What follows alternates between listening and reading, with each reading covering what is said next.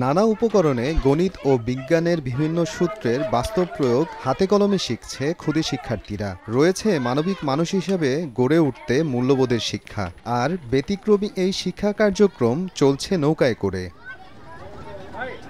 নদী তীরবর্তী এলাকায় প্রাথমিক ও মাধ্যমিক শিক্ষার্থীদের নিয়ে এমন শিক্ষা কার্যক্রম চালানো হচ্ছে। গণিত, বিজ্ঞান ও মূল্যবোধ নামে ৩টি সুসজ্জিত নৌকায় চলছে লেখাপড়া।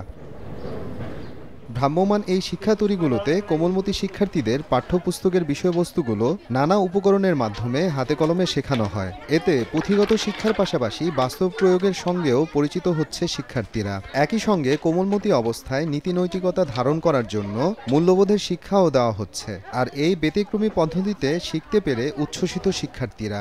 এখানে তো অনেক ভালো লাগতেছে। এখানে আমি শিখলাম যে কার সাথে কীরকম ব্যবহার করতে হয়, শিষ্টাচার শিখলাম, তারপরে অনেক খেলাধুলার মাধ্যমে অনেক কিছু শিখতে পারলাম। বিভিন্ন স্কুলের স্টুডেন্টরা আসে, ওরা বাস্তবে হাতে কলমে প্রশিক্ষণগুলো নিতেছে। কাব্যগুলো ফেলা আছে, তারপর বনের প্রাণী বিচ্ছিন্ন, বন থেকে বিচ্ছিন্ন হইলে কি করণীয়, তখন বইতে পড়লে যেটা ধারণ করতে পারবে ওটা, তার থেকে প্র্যাকটিক্যালি করলে এটা অনেক ওদের মেমোরিতে অনেকদিন থাকবে বা বাস্তব জীবনে ঘটবে তখন ওরা এই ক্লাসগুলোর মাধ্যমে যেগুলো শিখছে এটা ওদের বাস্তব জীবনে প্রয়োগ করতে পারে। বাস্তবসম্মত যে শিক্ষাগুলো আছে ওই ওরা স্টুডেন্টরা তাদের ওটা দেখে হাতে ধরে বাস্তবে যে দেখে শুনে যে শিক্ষাটা সেটা ওরা নিতে পারতেছে।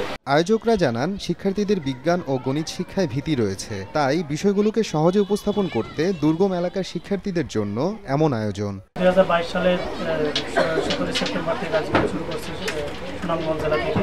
পর্যায়ক্রমে বিভিন্ন জেলায় যাচ্ছি, যেখানে নদীর পাশে শিক্ষা প্রতিষ্ঠান আছে, সেখানে 7 থেকে 10 দিন এই নৌকাগুলো থাকে।